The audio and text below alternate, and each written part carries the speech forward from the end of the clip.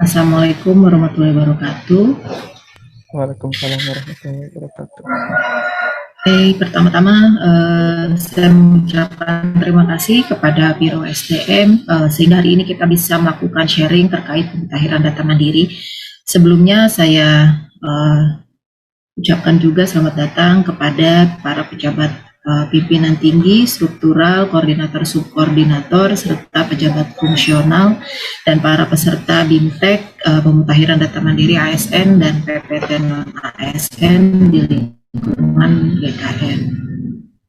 Jadi hari ini kita akan sharing mengenai apa sih itu PDM, kenapa pada tahun ini 2021 kita melaksanakan program PDM, lalu apa bedanya dengan PUPNS 2015 yang mungkin Bapak Ibu juga sudah pernah melaksanakan hal tersebut, lalu aplikasi apa saja yang nantinya bisa digunakan oleh Bapak Ibu selaku pengguna PDM, serta nanti ada pembagian juga untuk verifikator yang melakukan proses verifikasi. Next data share. Kami dari Direktorat Pengelolaan Data dan Penyajian Informasi Kepegawaian mewakili Bapak Direktur menyampaikan tentang program PDM kepada teman-teman. Jadi yang pertama itu kenapa program PDM itu dilaksanakan. Jadi salah satu alasan kenapa PDM dilaksanakan, salah satunya itu untuk mendukung terwujudnya satu data ASN. Jadi berdasarkan beberapa dasar hukum terkait program PDM dengan satu data, bahwa dalam Undang-Undang 5 BKN itu dimandatkan untuk menyusun SI-ASN yang memuat semua informasi data pegawai ASN. Lalu dalam PP 11 2017 juga bahwa dikatakan bahwa semua profil, informasi, serta data PNS dikelola oleh BKN dan harus dapat disajikan secara akurat dan terkini. Lalu yang ketiga, mendukung juga Perpres 54 tahun 2018 terkait Stranas PK, di mana dalam sistem merit, dalam penentuan manajemen ASN berbasis merit. Nah, salah satu dukungan SI ASN itu memberikan dukungan data, baik itu untuk pengelolaan layanan kepegawaian maupun untuk manajemen talenta. Lalu yang selanjutnya dalam Perpres 95 tahun 2018 untuk mewujudkan good governance atau tata kelola pemerintahan yang bersih, sehingga perlu dibuat sebuah aplikasi layanan kepegawaian berbagi pakai yang bisa digunakan oleh seluruh ASN di Indonesia. Lalu yang selanjutnya terkait satu data Indonesia, jadi pada tahun 2019 pemerintah mengeluarkan Perpres terkait satu data Indonesia, di mana di dalamnya BKN itu berperan untuk mewujudkan satu data ASN yang nantinya akan bisa digunakan sebagai referensi untuk seluruh ASN maupun untuk kementerian lembaga dalam rangka untuk pemasok data kepegawaian. Lalu yang terakhir di Permen-Pan RB nomor 8 tahun 2021, BKN juga dimandatkan untuk menyusun sistem informasi kinerja PNS. Jadi nanti untuk sistem informasi kinerja akan dimasukkan ke dalam salah satu fitur di SI-ASN. Selanjutnya.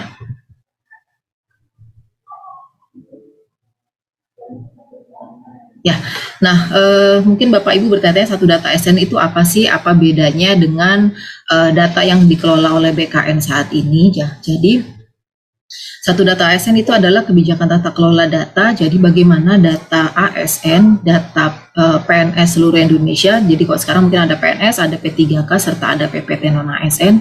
Bagaimana caranya mereka bisa dikelola lalu dibagi pakaikan. Dibagi pakaikan itu dalam artian bisa dimanfaatkan oleh seluruh stakeholder, kementerian lembaga maupun ASN itu sendiri.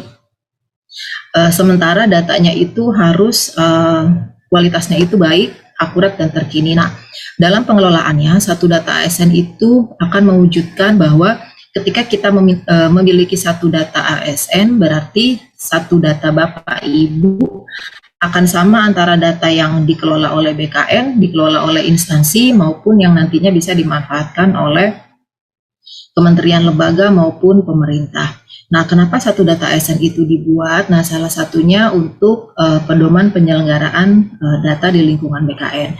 Yang kedua, untuk meningkatkan kualitas data. Yang ketiga, untuk mewujudkan data yang akurat dan terkini. Dan yang terakhir, untuk mengatur kelembagaan berdasarkan kompetensi SDM, sehingga apabila Bapak Ibu membutuhkan data ASN yang akurat untuk penempatan pegawai misalnya, atau untuk proses layanan kepegawaian yang lain, otomatis datanya itu akan bisa dimanfaatkan dengan lebih baik.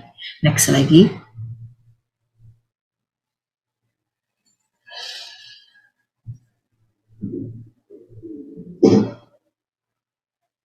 Ya, nah ini adalah salah satu hasil penyajian data dan informasi kepegawaian yang dikelola oleh BKN.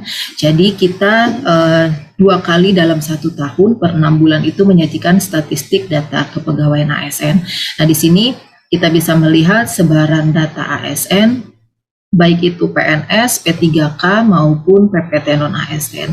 Nah mungkin Bapak Ibu bertanya-tanya kenapa saat ini data PPT non-ASN juga harus dimasukkan dan harus dikelola oleh BKN.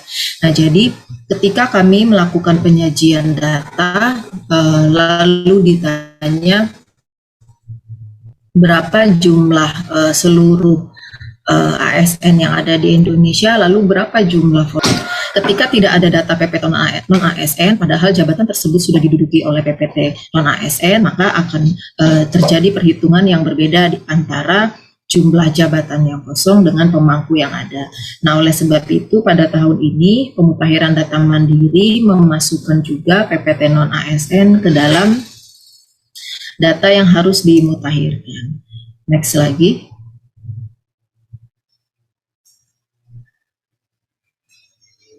Nah, apa itu pemutakhiran data mandiri? Secara garis besar, proses PDM atau pemutakhiran data mandiri hampir sama dengan proses pendataan ulang PNS pada tahun 2015. Jadi, PDM itu proses peremajaan dan pembaharuan data untuk mewujudkan data yang akurat terkini. Bedanya dengan PUPNS 2015, saat ini Bapak Ibu bisa mengakses data Bapak Ibu, memeriksa seluruh data riwayat serta data personal atau data profil, dan dokumen pendukungnya bisa Bapak Ibu langsung unggah di dalam aplikasi MySAPK. Nah, ketika PUPNS 2015, dokumen pendukungnya Bapak Ibu kirimkan melalui email atau ada juga yang dikirimkan melalui fisik ke BKN. Namun pada saat ini proses pengiriman data dilakukan secara digital. Jadi Bapak Ibu cukup melakukan scan sesuai dengan riwayat data masing-masing, diunggah dan nanti akan diverifikasi oleh tim verifikator di instansi. Next lagi. Nah, ini adalah dasar hukum terkait dengan pemutakhiran data mandiri. Nanti mungkin Bapak Ibu bisa mengakses ke KBKN nomor 87 tahun 2021 di portal pdm-asn.bkn.go.id. Nah, di sana diterangkan apa itu tujuan PDM ASN, lalu acuan pelaksanaannya seperti apa, tahapannya, lalu bagaimana caranya Bapak Ibu bisa mengakses aplikasi tersebut, lalu siapa saja yang terlibat dalam proses PDM, hingga sanksi apa yang diberikan apabila Bapak Ibu tidak ikut dalam program PDM tahun 2021. Next lagi.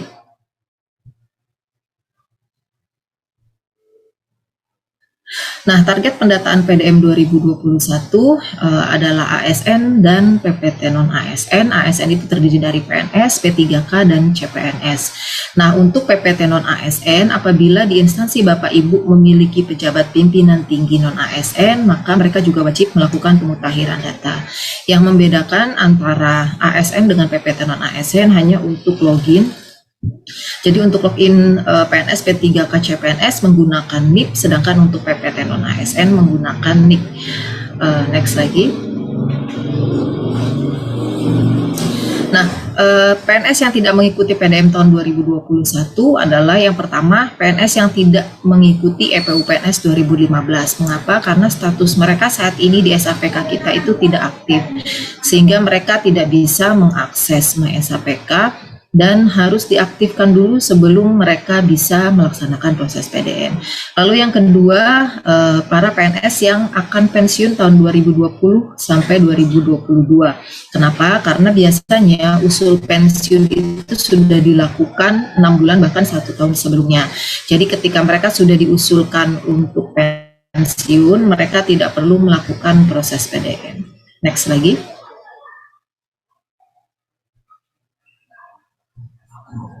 Nah, ini adalah 3 aplikasi pendukung PDM. Yang pertama MySAPK, mungkin nanti Bapak Ibu ASN dan PPT ASN akan lebih banyak menggunakan MySAPK.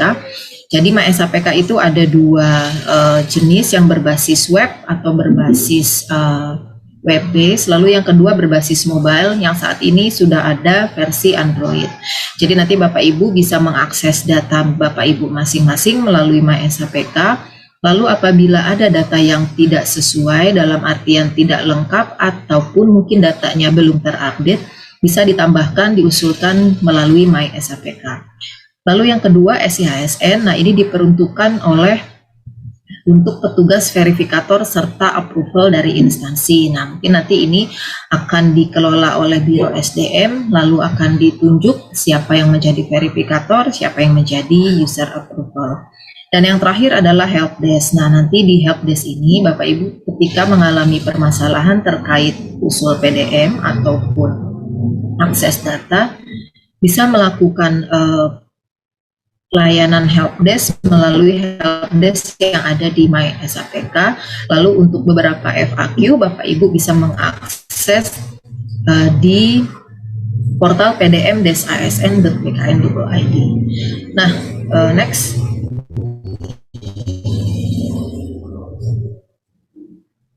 Nah ini adalah beberapa user dalam pemutakhiran data mandiri. Jadi dibagi menjadi 4. Yang pertama adalah pengguna, yaitu Bapak Ibu PNS, P3K, dan PPT non-ASN yang menggunakan aplikasi MySAPK.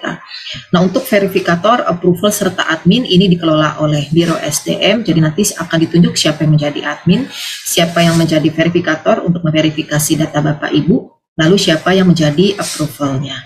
Nah, untuk tahun ini proses usulan pemutakhiran data mandiri tidak bisa turun status, dalam artian ketika Bapak Ibu mengusulkan atau menambahkan data, tetapi Bapak Ibu misalkan terlupa atau ada data usulan yang tidak sesuai, nah nanti verifikator akan memberikan informasi kepada Bapak Ibu atas ketidaksesuaian data tersebut sehingga tidak ada turun status ataupun mengulang untuk melakukan proses pemutakhiran data mandiri. Next lagi. Nah, untuk verifikator PDM di kami dibagi jenjangnya, ada yang di level instansi atau Biro SDM atau Biro Kepegawaian instansi. Lalu yang kedua ada verifikator dan approval BKN. Nah, mengapa diberi pelevelan tersebut? Jadi ini dibagi berdasarkan kewenangan data masing-masing. Nah, untuk data yang menjadi kewenangan instansi nanti akan diverifikasi dan di-approve oleh Biro SDM langsung. Tetapi untuk data yang menjadi kewenangan BKN dalam hal BKN sebagai pembina kepegawaian nanti akan diteruskan ke verifikator dan approval BKN. Nah, untuk jumlah verifikator, jumlah approval itu tidak dibatasi, silakan disesuaikan oleh Biro SDM sesuai dengan jumlah PNS di unit masing-masing. Next lagi. Nah, ini adalah beberapa jenis data yang dapat dimutakhirkan oleh PNS. Nah, jadi kita membagi, ada data yang bisa dimutakhirkan oleh PNS, ada data yang bisa dimutakhirkan oleh P3K. Nah, untuk data yang dimutakhirkan oleh PNS di sini ada 12 riwayat dan ada 1 data personal. Nah, data personal itu berupa data profil Bapak Ibu. Nah, ini bisa langsung dilakukan update tanpa proses verifikasi. Sedangkan untuk data riwayat dari riwayat jabatan hingga riwayat penghargaan, nah ini nanti ada proses usul, lalu ada proses verifikasi dan approval. Semuanya wajib Bapak Ibu isi. Jika datanya sudah sesuai, Bapak Ibu diharapkan untuk mengunggah dokumen pendukung dari masing-masing data riwayat. Next lagi. Nah, selanjutnya data yang dimutakhirkan oleh P3K serta PPT non-ASN hanya data personal, riwayat diklat, penghargaan atau tanda jasa, riwayat keluarga, dan riwayat organisasi. Di mana keseluruhan data tersebut menjadi kewenangan instansi, jadi ketika sudah ada usul, silakan diproses, di-approve, dan diverifikasi oleh instansi. Next lagi.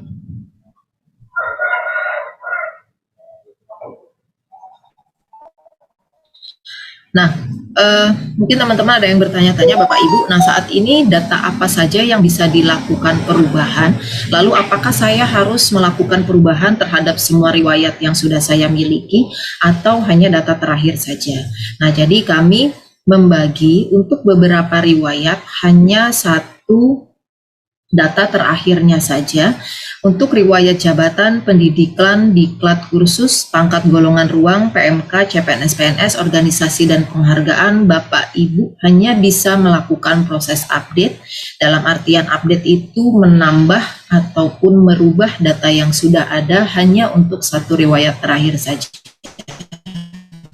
Nah, untuk 3 riwayat lainnya, yaitu riwayat SKP, riwayat keluarga, serta riwayat CLTN, Bapak Ibu bisa melakukan proses perubahan atau usul pemutakhiran data mandiri lebih dari satu.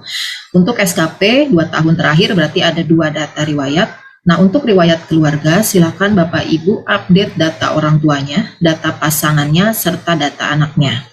Nah, untuk riwayat CLTN apabila ada yang pernah memiliki CLTN silakan diunggah untuk riwayat penetapan CLTN, perpanjangan, serta pengaktifan. Nah, apabila data Bapak Ibu sudah sesuai, contoh misalkan ketika dibuka, oh riwayat jabatan terakhir saya sudah sesuai, sudah lengkap, oh pendidikan saya sudah sesuai, sudah lengkap, Bapak Ibu tetap harus mengunggah dokumen pendukung dari masing-masing data riwayat tersebut. Kalau sudah diunggah data pendukungnya, nah baru bisa dilakukan proses submit untuk verifikasi. Next lagi.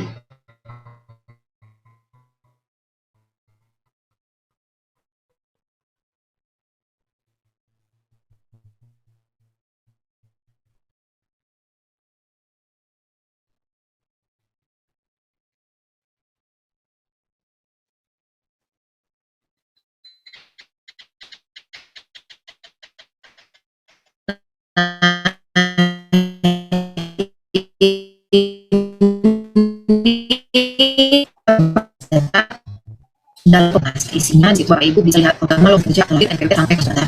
Jadi datanya akan langsung berubah. Nah, yang kedua riwayat jabatan. Nah, ini adalah data yang berisi informasi riwayat jabatan yang diampu PNS berdasarkan tusi, tanggung jawab, wewenang, berdasarkan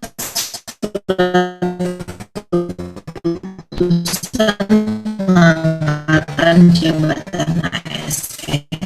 Nah, pada saat Bapak Ibu mengecek riwayat jabatan, ketika ada data yang tidak sesuai dalam jabatan dan pelantikan, untuk surat pelantikan tidak mandatori jabatan dalam jabatan.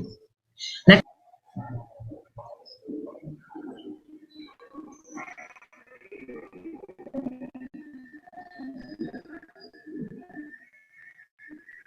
Halo, cek Mbak Elin. Mbak Elin. Nah, selanjutnya di riwayat pendidikan. Nah, di riwayat pendidikan, ya. Suaranya putus-putus. Halo? Putus-putus Mbak Elin. Oh ya, bentar. Oke. Sudah jelas? Sudah. Halo? Oh ya. Sudah. Oke, selanjutnya riwayat pendidikan dan riwayat diklat khusus. Untuk riwayat pendidikan, nah isinya merupakan informasi riwayat kualifikasi pendidikan formal dari jenjang paling tinggi sampai jenjang paling rendah. Nah, yang harus diunggah adalah ijazah kelulusan dan SK pencantuman gelar.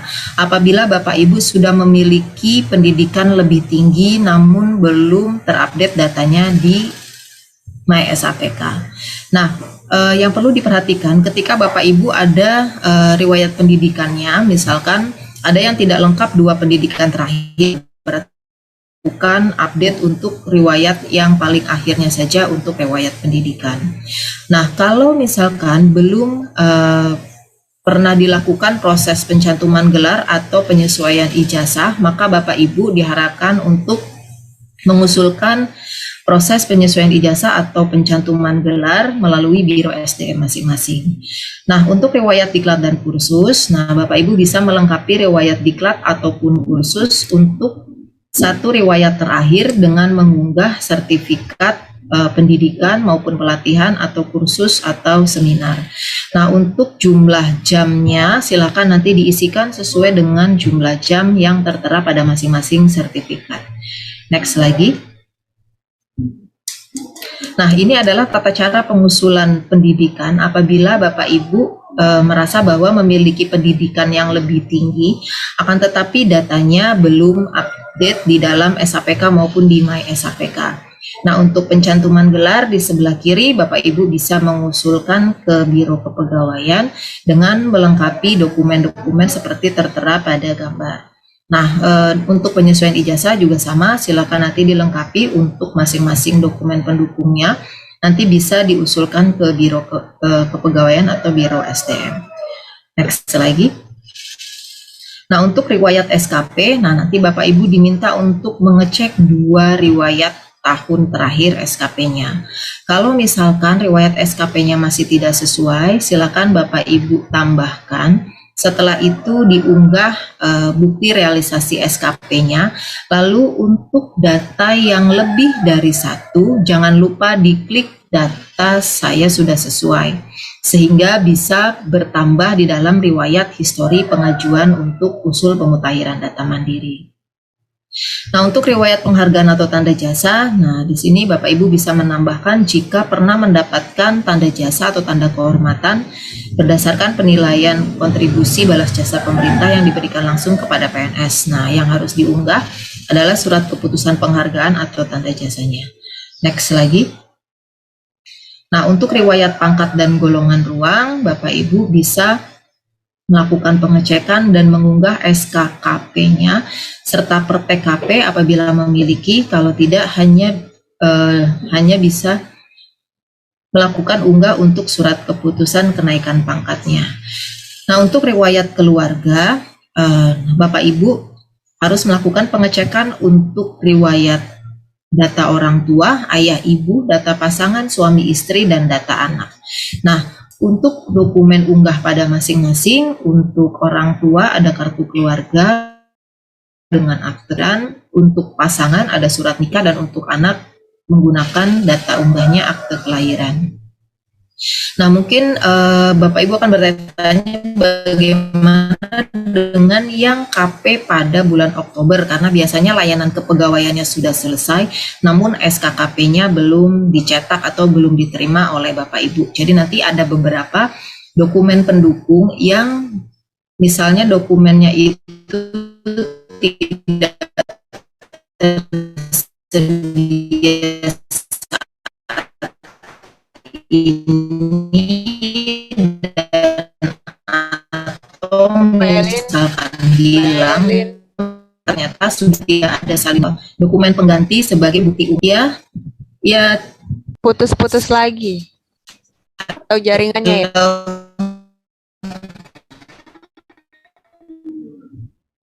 Golongan ruang sudah. Putus-putus. Halo? Untuk jelasin pangkat golongan ruang, putus-putus. Oke, berarti aku ulang dari pangkat. Ya, dari boleh. pangkat. Oke. Nah, untuk yang pangkat golongan ruang, ketika ada yang tidak sesuai atau mungkin untuk yang pangkat golongan ruang terakhir yang KP Oktober, nah biasanya di SAPK itu datanya sudah berubah menjadi pangkat golongan ruang baru, namun Bapak Ibu belum mendapatkan SK. Nah, nanti dokumen pendukungnya bisa digantikan dengan dokumen lain sesuai dengan ketentuan yang sudah ditentukan. Nanti kita akan jelaskan dokumen pengganti untuk masing-masing data riwayat apabila Bapak Ibu tidak memiliki dokumen tersebut atau dokumennya hilang. Nah, untuk yang riwayat keluarga, untuk masing-masing data orang tua, ayah ibu, data pasangan, suami istri, dan anak, nanti akan dibutuhkan data unggahnya itu kartu keluarga, akte kelahiran, dan surat nikah. Untuk akte kelahiran diperuntukkan untuk anak, surat nikah untuk data pasangan, dan untuk orang tua diperlukan kartu keluarga. Next lagi.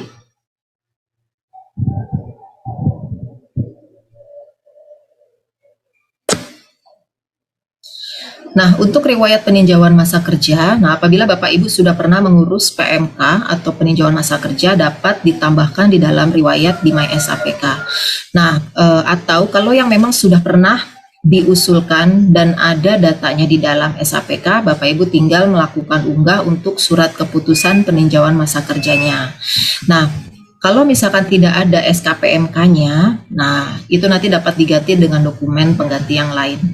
Untuk riwayat organisasi, ini isinya adalah data yang berisi informasi riwayat pengalaman organisasi yang berhubungan dengan tusi Bapak Ibu ataupun profesi. Contoh misalkan Bapak Ibu menjadi JF di satu JF tertentu, misalkan pranata komputer atau statistisi atau misalkan analis kepegawaian tergabung dalam sebuah organisasi. Nah, biasanya ada sertifikat atau kartu anggota, itu bisa ditambahkan dalam riwayat organisasi. Next lagi. Nah, kalau misalkan Bapak Ibu belum melakukan usul peninjauan masa kerja, nah silakan Bapak Ibu usulkan PMK masing-masingnya melalui Biro SDM untuk diproses lebih lanjut. Nah, nanti baru bisa dilakukan proses pemutahiran data. Next lagi. Nah, untuk riwayat CLTN, kalau ada yang pernah CLTN namun data di MySAPK-nya atau di SAPK-nya belum update, silakan Bapak Ibu tambahkan. Untuk riwayat penetapan CLTN-nya, kalau pernah diperpanjang berarti riwayat perpanjangan CLTN, dan yang terakhir kalau misalkan sudah kembali dan aktif menjadi PNS, silakan dimasukkan riwayat pengaktifan kembali CLTN-nya. Nah, yang terakhir riwayat CPNS-PNS. Nah, jadi di data kami itu ada beberapa yang statusnya sudah PNS, akan tetapi data di SAPK-nya itu statusnya masih CPNS. Kalau misalkan nanti Bapak Ibu ketika melakukan akses, ternyata di situ statusnya masih CPNS, silahkan Bapak Ibu ubah dengan mengunggah surat keputusan CPNS dan keputusan PNS-nya. Next lagi.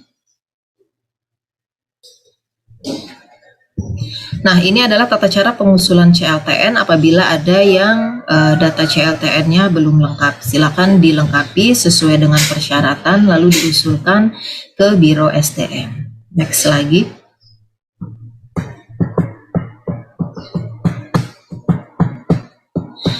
Nah, ini adalah pembagian data yang menjadi kewenangan instansi. Nah, untuk PNS yang menjadi kewenangan instansi dari profil pegawai hingga riwayat organisasi dan CPNS-PNS. Nah, jadi ketika Bapak Ibu melakukan usul terhadap riwayat dan profil tersebut, maka hanya akan sampai verifikator dan approval instansi. Kalau datanya sudah sesuai, berarti instansi bisa melakukan approval dan datanya langsung berubah. Nah, untuk P3K dan PPT non-ASN, semua data usulan menjadi kewenangan instansi. Next lagi. Nah, ini yang menjadi kewenangan BKN sebagai pembina dan pengelola kepegawaian, riwayat pendidikan, pangkat golongan ruang, dan peninjauan masa kerja. Nah, untuk riwayat tersebut, ketika sudah di-approve oleh instansi, maka akan masuk ke level BKN. Setelah disetujui oleh BKN secara nasional di Direktorat Pengadaan Kepangkatan, nah nanti baru akan bisa berubah datanya setelah di-approve oleh BKN. Next lagi.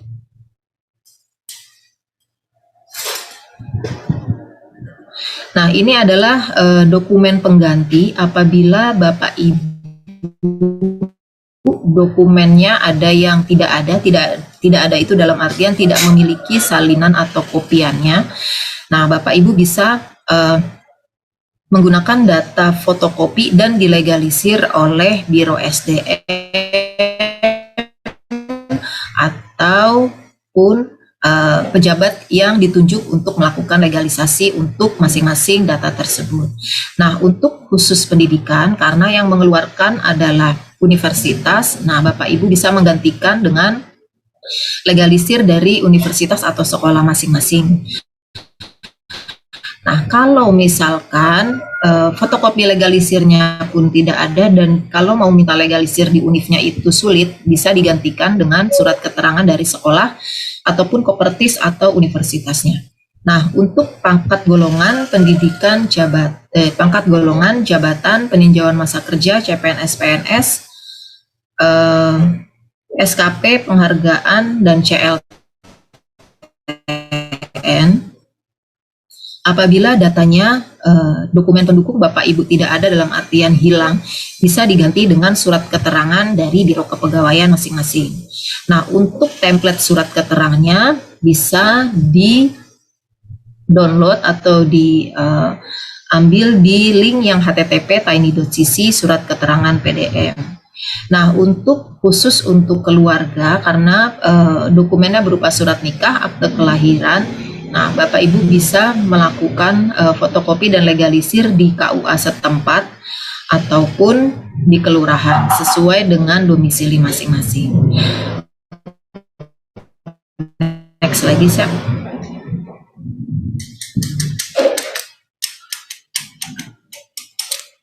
Nah, ini beberapa permasalahan kepegawaian. Mungkin nanti kalau misalkan Bapak Ibu ketika membuka ternyata tidak bisa masuk ke dalam aplikasi MySAPK, bisa dilihat status kepegawaiannya apakah aktif, atau ternyata Bapak Ibu sudah diusulkan pensiun, atau statusnya sekarang mungkin diberhentikan, atau statusnya saat ini tidak ikut PUPNS 2015 ataupun 2013. Next.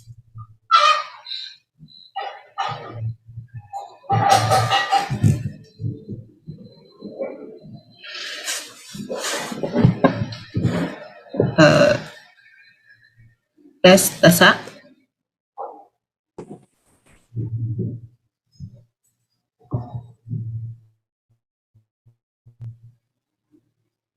Next, Tasa. Udah Mbak, belum keganti ya? Belum. Oke, kalau enggak aku baca dari sini aja. Oke, sebentar. Ya, oke. Untuk perbaikan elemen NIP dan nama di dalam PDM tahun 2021 tidak dapat diusulkan melalui MySAPK. Jadi, Bapak Ibu tetap harus melakukan pengusulan perbaikan elemen NIP dan nama ke Biro SDM untuk diproses lebih lanjut ke Direktorat Status dan Kepegawaian. Next lagi. Nah, untuk yang statusnya tidak aktif ataupun statusnya saat ini pensiun, atau misalkan ternyata Bapak Ibu sudah diusulkan pensiun namun beralih ke jabatan fungsional sehingga menambah batas usia pensiunnya, silakan Bapak Ibu menghubungi Biro SDM masing-masing untuk dapat diusulkan pengaktifan kembali. Next lagi. Untuk yang tidak ikut PUPNS 2015 dan tidak memiliki NIP baru, silakan Bapak Ibu menghubungi Biro SDM masing-masing untuk dapat diaktifkan sehingga bisa melakukan proses PDM. Next lagi.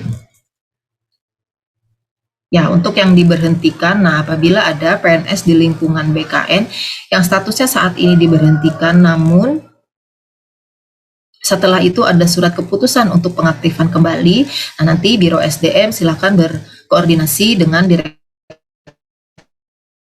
Status dan Kedudukan untuk proses pengaktifan kembali PNS tersebut. Next lagi. Nah, ini adalah jadwal PDM khusus untuk instansi pusat, itu berlaku dari tanggal 15 Juli hingga 14 Oktober, di mana Bapak Ibu bisa melakukan proses aktivasi, lalu bisa melakukan pengecekan serta usul PDM yang nantinya akan diverifikasi oleh Biro Kepegawaian hingga bulan November. Nah, nanti akan ada proses Monef di akhir Oktober apabila masih banyak PNS yang belum melakukan proses UDM karena terkait permasalahan tertentu. Nah, nanti akan ada evaluasi dan akan ada proses perpanjangan usul PDM hanya untuk yang belum ikut. Akan tetapi kalau yang sudah pernah mengusulkan namun datanya tidak sesuai ataupun tidak lengkap, nah nanti akan berkoordinasi dengan verifikator di instansi masing-masing. Next lagi.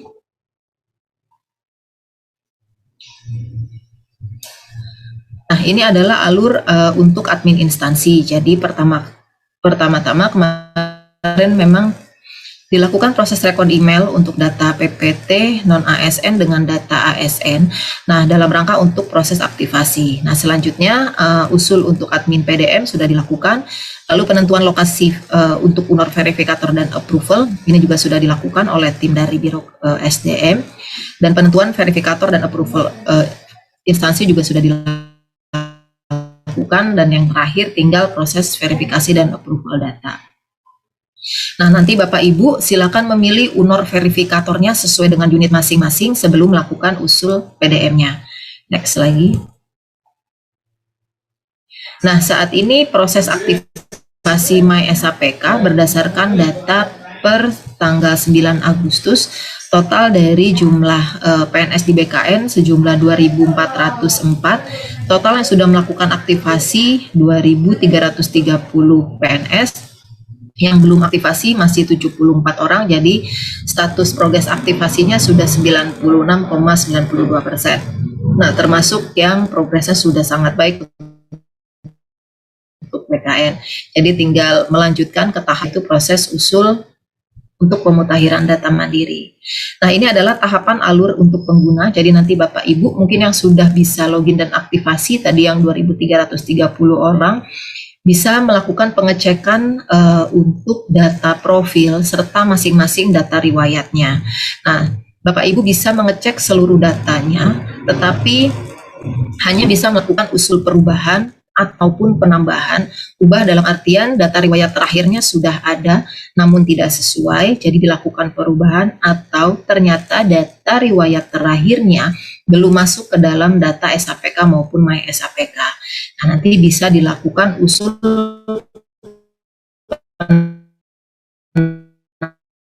penambahan riwayat terakhir.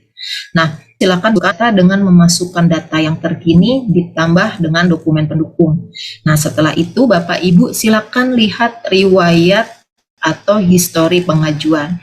Kemarin banyak yang nanya, kok saya sudah merubah datanya, tapi ketika saya lihat di riwayat kok datanya masih gitu-gitu aja gitu. Nah, jadi proses usulan itu tidak langsung berubah di dalam data riwayat Bapak Ibu. Jadi ketika nanti sudah diproses verifikasi serta approval baru datanya berubah. Nah, Bapak Ibu bisa melakukan pengecekan di riwayat atau di histori pengajuan untuk masing-masing usulan UDM-nya. Terkecuali data profil, semuanya harus dilakukan proses verifikasi terlebih dahulu. Oke, untuk terkait dengan data serta alur dari saya cukup sekian. Nah, nanti akan dilanjutkan dengan simulasi untuk penggunaan MySAPK berbasis web.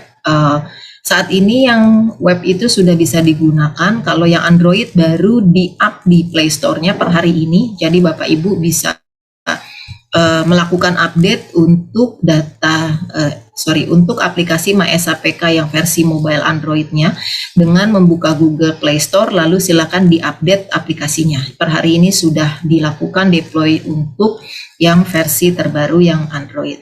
Silakan Mbak Tasa bisa dilanjutkan untuk simulasinya.